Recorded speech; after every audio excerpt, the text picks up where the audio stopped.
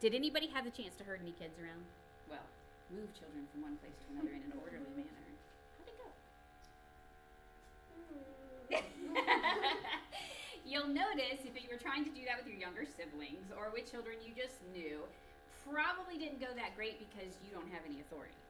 And so when you don't have any authority, you don't really have any power, and it all depends on whether they feel like doing what you're saying or not. That is another reason, again, that we're learning some of these principles about how to get authority over your classroom and maintain authority over your classroom, because without it, you're just stuck with, I hope they're all in a good mood today and feel like doing what I want. And that's kind of chaotic. It's ironic, we were just talking about, child-based culture or parent-based, culture, who's in charge, at what point, and if children are in charge, it's actually not a good situation for anybody involved. Because when you take things away the way God planned them to be, then there's chaos. And the irony of this was, I was on my way home from last week's class when we were literally just talking about this, stopped at Walmart, I was in the pharmacy line. There was a cart with an adult, and then there was a little kid, probably 2. And he was being bratty. That's a good word for it. And the adult is ignoring him, and ignoring him, and ignoring him, and then I hear the adult saying, "Why do you have to act like that?" And then they get up to the cash register and they tell the person at the cash register, "Do you want a kid?" And then they're like, "We'll get through it. We'll get through it." And it made me so sad because the kid's not happy. The adult is not happy. Nobody in line is happy. And it felt like the adult felt helpless. Like there was nothing they could do about it and they were just stuck. And that's why you hear things like, "Boy, I can't wait until they're done with the terrible twos," or "I can't wait till they grow out of this phase." And they're just hoping that eventually they'll just come around to where they want to do what you tell them to do. And if not, you make these passive comments like, "Do you want my kid? Because I don't want them anymore." And that's just so sad. So what do you do? How do you deal with this? Get your handout from last week that we never got to. The one that starts with philosophy of training and discipline in the classroom or at home. Woohoo! There are several verses up top. Everything we do should be based on the scripture. Hope you go ahead and leave that till you're done with class. Proverbs 22:6. Train up a child in the way you should go. Yes. Ephesians 6:4. Raising your children in the nurture and the admonition of the Lord. That's a good combination. Nurture is more the mothering type, the loving and the compassion and the it's okay and the encouragement. You can do it, you can do it. Admonition is the this was wrong and here are the consequences and that sort of thing. If you only have admonition, all you have is discipline, punishment, and legalism is what they call it, and your kid gets resentful and bitter and they're like, "As soon as I get out of this house, I'm going to do whatever I want," because all they got was the rules and the harshness. But if you have only nurture without admonition, you get all the, "You're the best thing in the world, here's a participation trophy even though you totally lost, and I'm going to give you all the rewards even though you didn't earn them." So if you have one without the other, it's imbalanced. You need both to have a healthy child growing up in the nurture and the admonition of the Lord, who understands both sides. Because if you think about it, God is perfectly loving, God is also perfectly holy. We can't be perfectly both of those things, but we have to try with our children, because we're representing God, we have to try to maintain the balance of both of those things. Okay, Ephesians 6:1, children, obey your parents in the Lord, for this is right. It's a direct command from God, so if we want to obey God, we need to teach our children to obey us. Phew, that's rough, because sometimes it's like, "But I don't feel like I deserve it because I'm a sinner too." Who cares? You obey the Bible, they need to obey the Bible. That's a command. Okay, Proverbs 1:5-8 talks about listening to your father, listening to your mother, learn from them, obey them, etc., etc. There are tons of verses. Those are just the ones that are mentioned as basis for what we're going to do. Rebecca, we are on the handout that we didn't get to last week that has the little kid on the side with the little train of the child.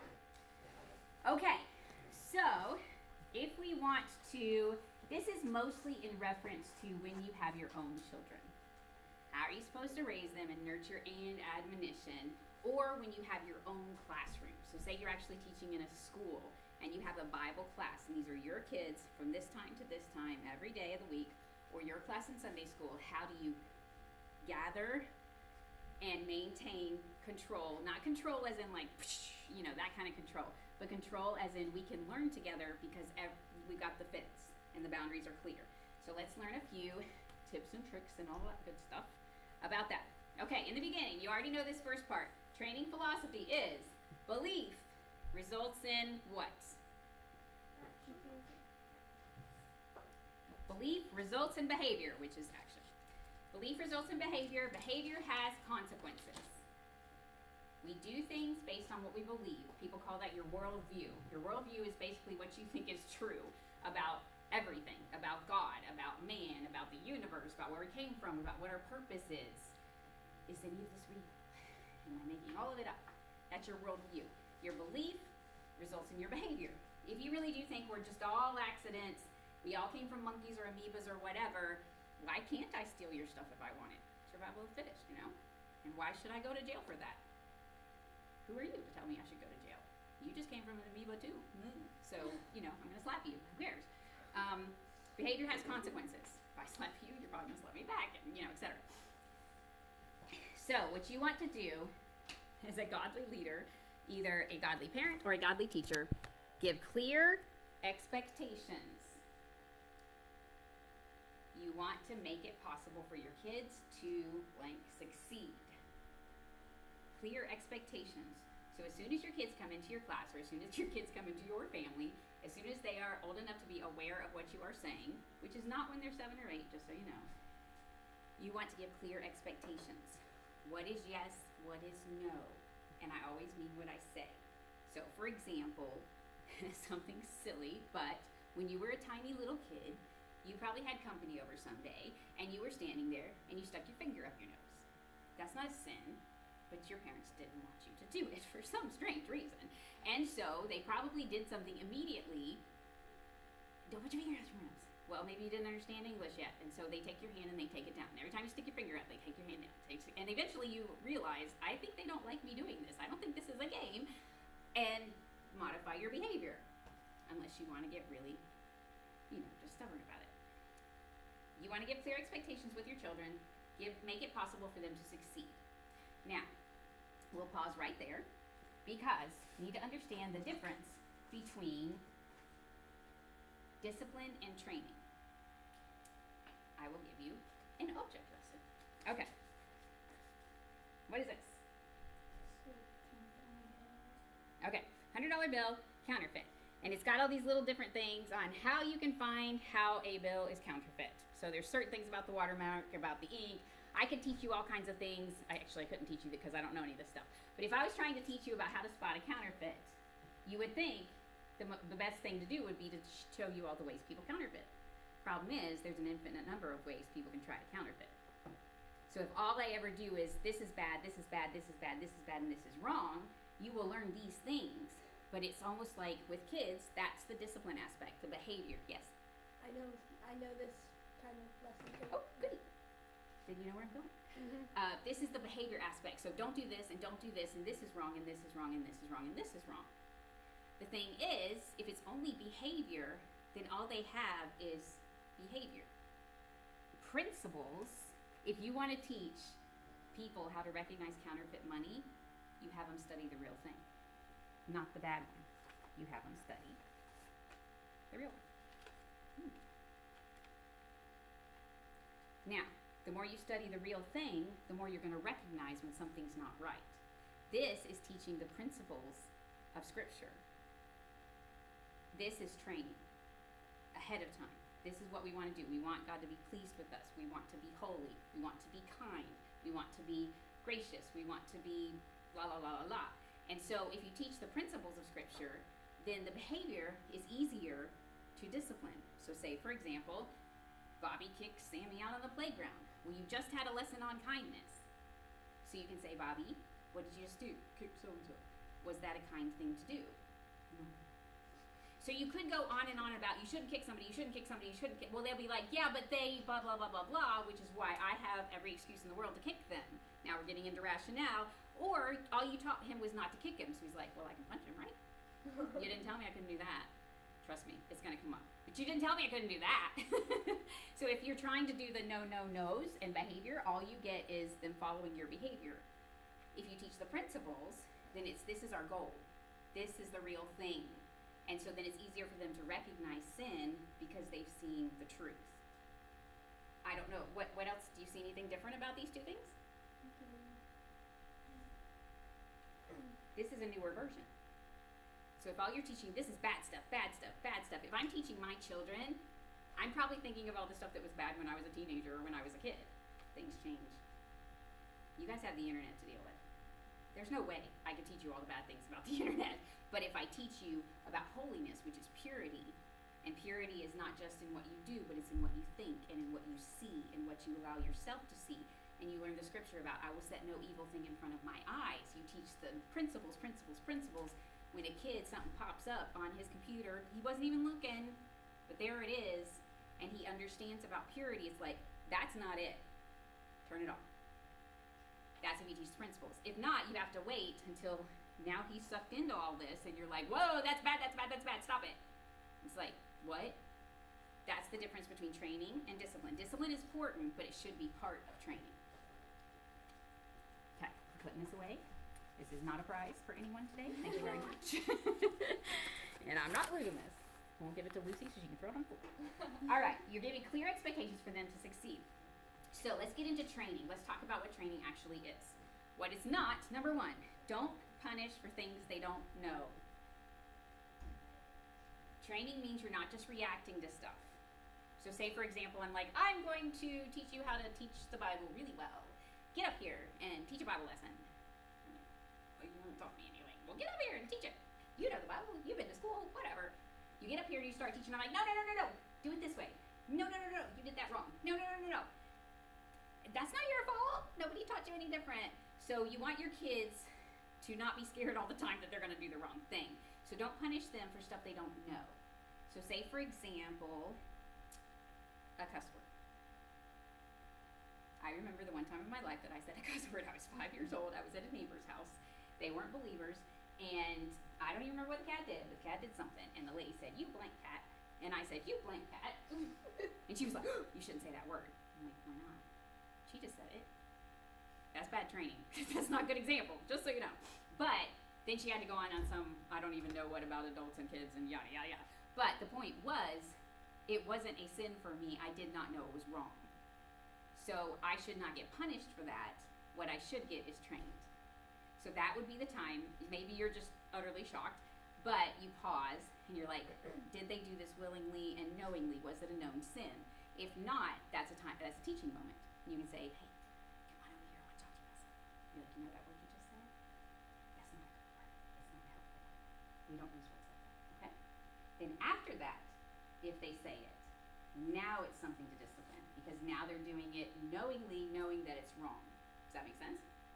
Don't punish kids for stuff they don't know. Okay. 2, give instructions. And here's that word again, and expectations. Why do I keep using that one? Well, because instructions are just information. You should be a good kid. Oh, thank you. You should follow the Bible. That's good too. You should pray. Well, how do you do that? So maybe I teach you how to pray. But then expectations are more like, how do I expect you to behave based on the stuff I just taught you? So, for example, I teach you about lesson plans. Well, then next week it's like, okay, I want you to come up and demonstrate what I just taught you. So with kids, say, for example, you teach them about kindness. And then you say your expectations at this point. Okay, you're going to go have playtime with your siblings and your cousin. I expect you to be kind. What are some ways we can be kind? And maybe you talk about it.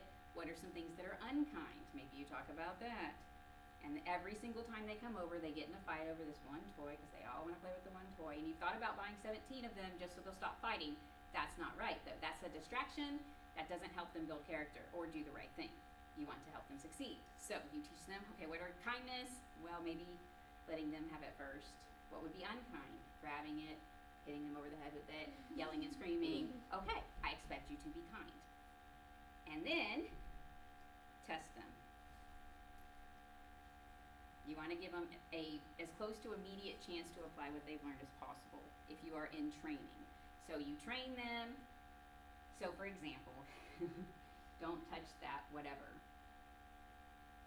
And then you back off. See, a lot of people are like, just grab the kid and move the kid, or grab the thing and move the kid and try to distract them and get them to think about something instead, it's more like, okay, this is bad, don't stick this in your mouth, okay? They keep opening it and sticking it in their mouth. This is not good for them, right? So you give them instructions. This is not for your mouth. It is not good for you. And you try not to laugh about the fact that their mouth is all black, okay? You say it's not good for you. Don't touch it. Don't pick it up. Don't stick it in your mouth. Do you understand? Yes, ma'am. Okay.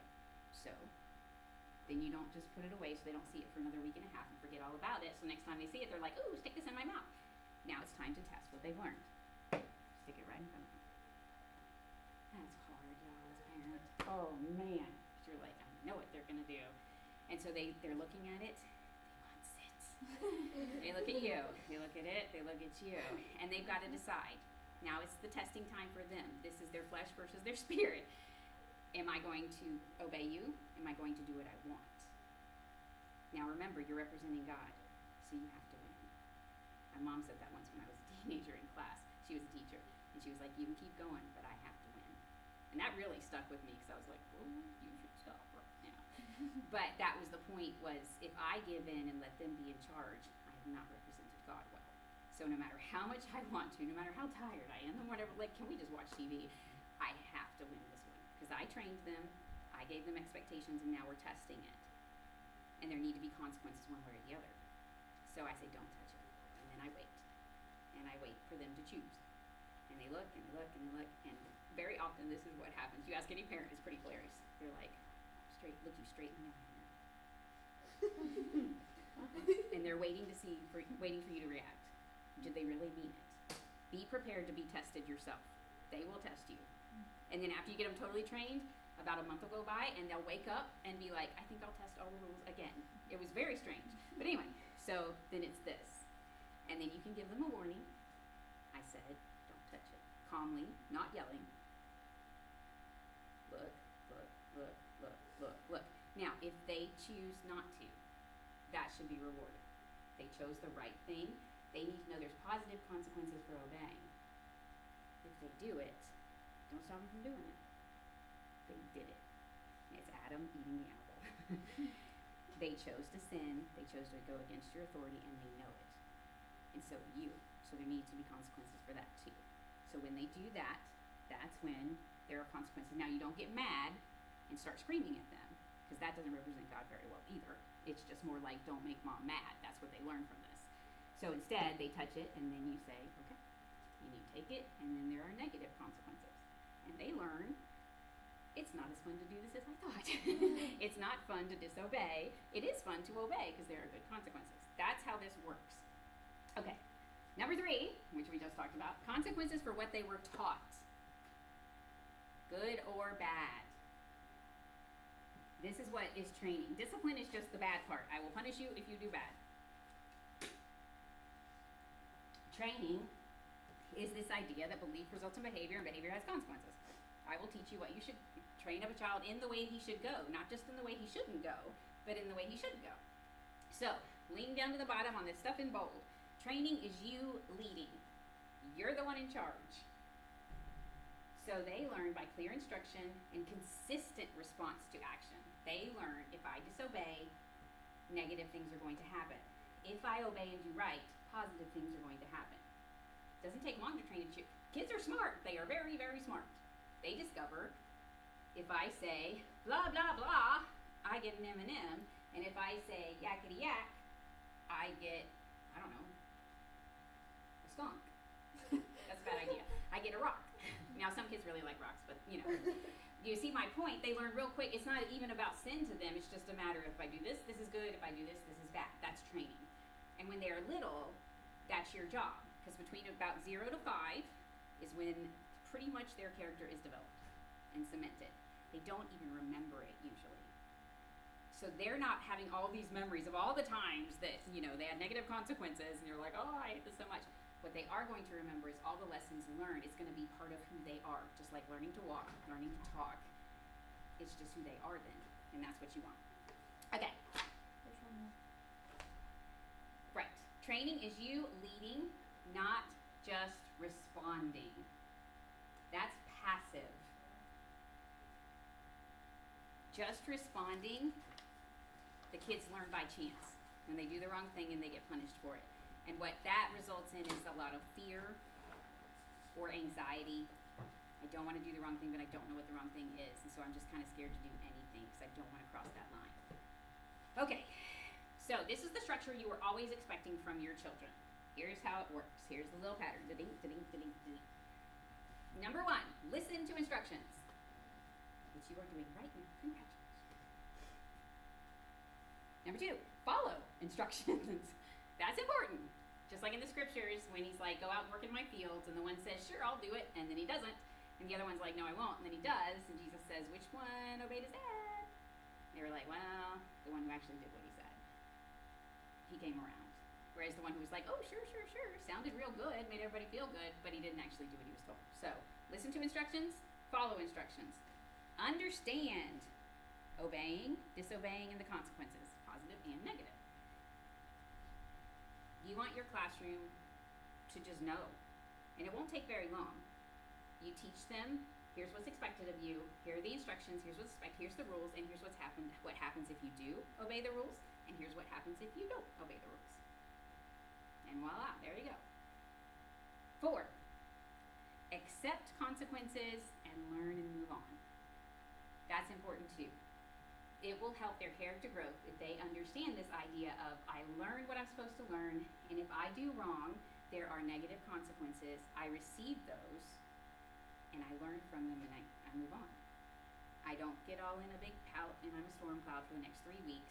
I don't talk about you being a terrible person or go tell everybody that you hate me because I got consequences for my own behavior. That's important thing to teach kids. Number 5, learn and grow. That's the whole point of discipline. Punishment, the point is to get them to stop doing whatever they're doing. Discipline is with the goal of them growing toward the way that they should go. That's the idea. So when the Bible talks about God disciplining us, see, I used to think of it just in this negative connotation. And it's like, don't despise the discipline of the Lord. And he's talking to these people who are like being persecuted for their faith. All the people who don't seem to need, like they need punishment. But the discipline is teaching you and then testing you. And he's talking about the test of your faith. And he's like, when the Lord disciplines you, he disciplines the ones he loves. He disciplines his sons, his children. That's how you know you're children of God, is if you get this process. Here's the instructions, follow them.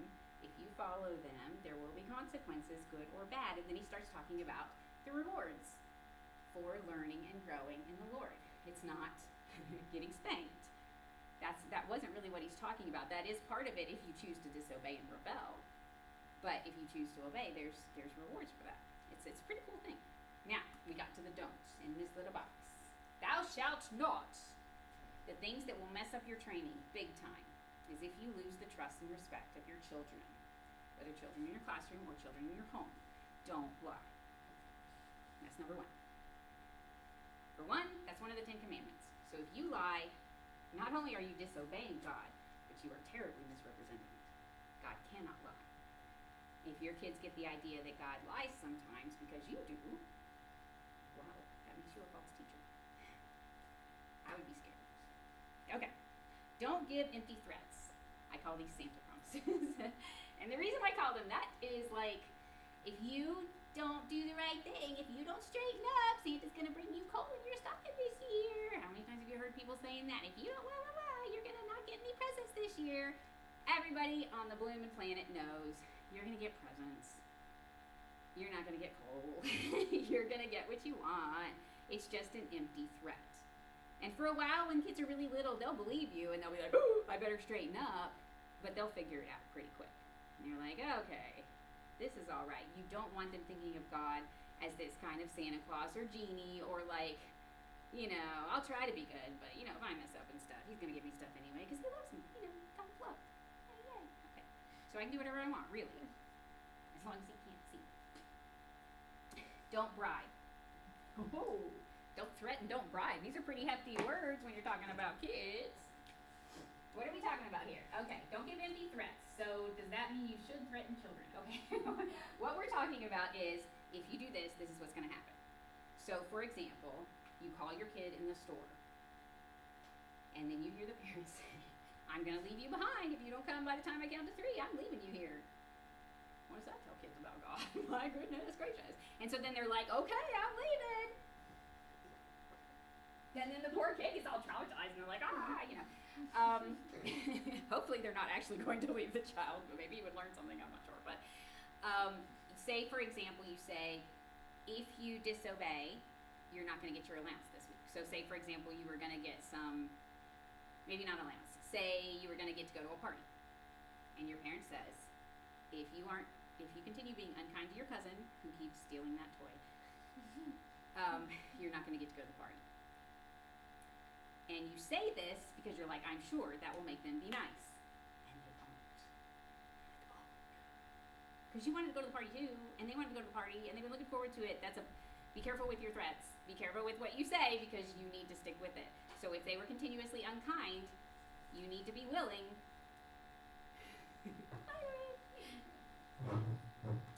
You need to be willing to follow through. And that's going to be a hard lesson for them and for you. But you say, you were unkind. Do you remember what you did? You did this and this and this. And do you remember what I told you? Make them say it. Yeah, what did I say if you weren't kind?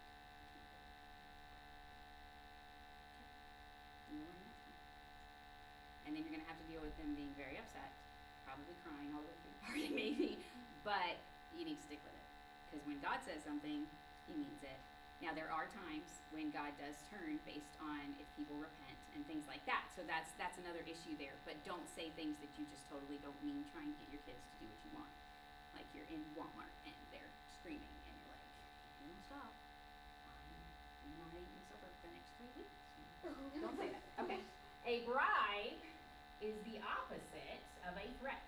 A bribe is when you give somebody something to try and get them to do something that you want them to do. That's different than a reward. A reward is if you do good, you will get rewarded.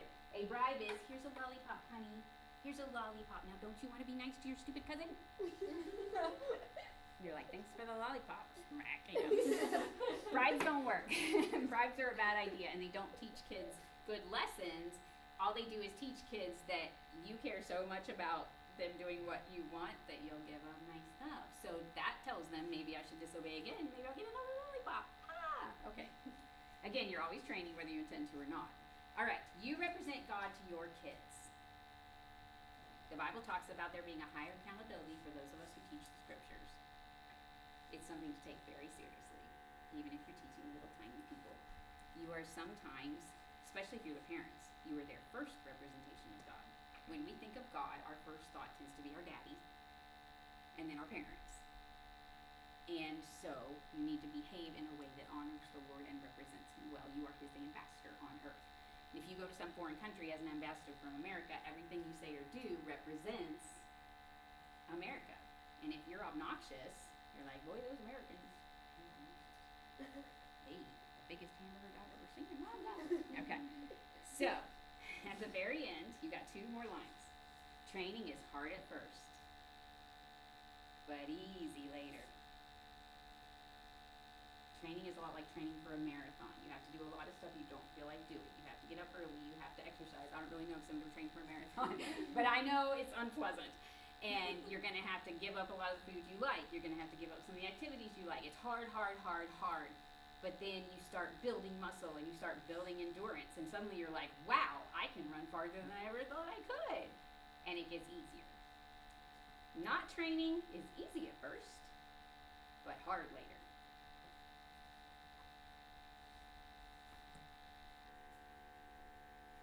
Okay, we'll delve into that a little bit more next week when we have our gift. Yay! But first, just real quick, I want to go through this one, which you don't have. Would you pass these out, please? Yes. Want you to finish passing them out? Okay, just real quick, this is something that you can just use as a resource. On the front, it's how to deal with conflict. So you've got little kids out on the playground, and they're arguing over which game to play. Here's a way you can deal with it. It's not necessarily a biblical thing. It's just something you can teach them as a process. What I want to talk about is the stuff on the other side. What about when there's sin involved?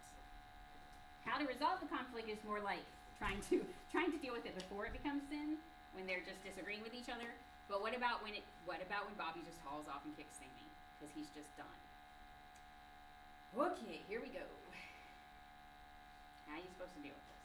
Now remember, you're always training. This is probably the hardest part about training is when you just wish they would just all be good so you can just be at peace. And you want to just be like, Bobby, stop it! And then move on with your life.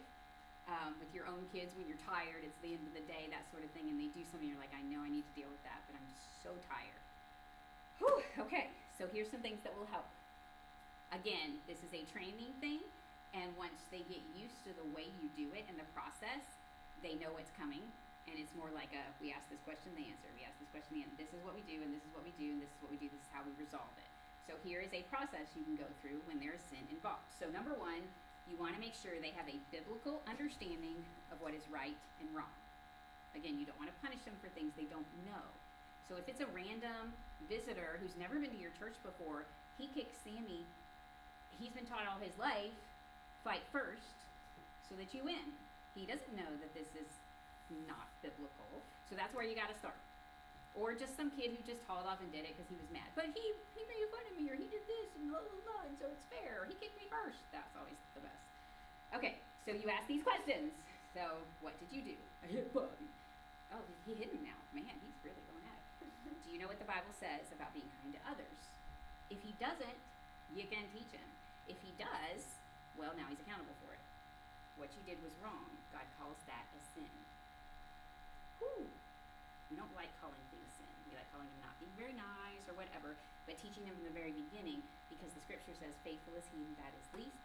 He that is faithful in that which is least is faithful also in much. He that is unjust in the least is unjust also in much. So if they learn, well, the little things don't really matter so much, then we start thinking, oh, the little white lies, or the movie's not so bad, or you start excusing small things, but then you've gotten into a habit of it, and it's easier to do it with the big things too. So with kids especially, the smallest thing is an opportunity for them to learn about right and wrong, doing the way that they should go. You don't want them stepping over there even just for a little hop. Okay. Again, this is not because you hate your kids and you want to keep them tightly controlled. You want them to live with joy and love and peace. The only way they can do that is if they're walking the way that they should go. Okay. What you did was wrong. God calls that a sin. Name it what it is. That's good. Number 2, acknowledgement of wrong. So that's one of the ways when someone is ready to get saved. We make sure they understand that they're a sinner. Do you know that you're a sinner? So what you did, what did you do that was wrong? That's a good thing to ask. My mom used to do that when I was going to get punished.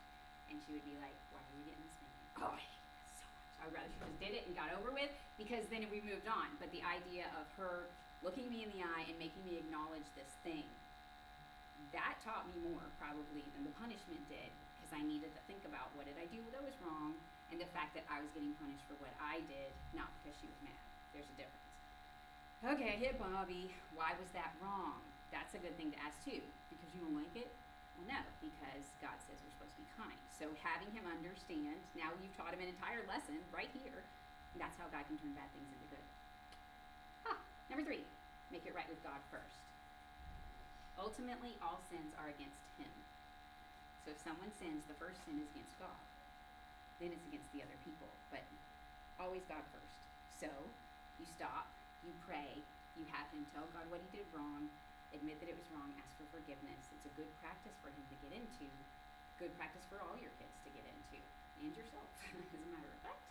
If he's not used to praying, he's never done this before, you can say it and he can repeat after you. Okay, number 4, make it right with others. So first you make it right with God, then you got to make it right with Sammy. And this, I don't know if you've ever seen out the thing, these two kids, they smack each other around or whatever, and you're like, Bobby, Sammy, shake hands and say you're sorry. Sorry.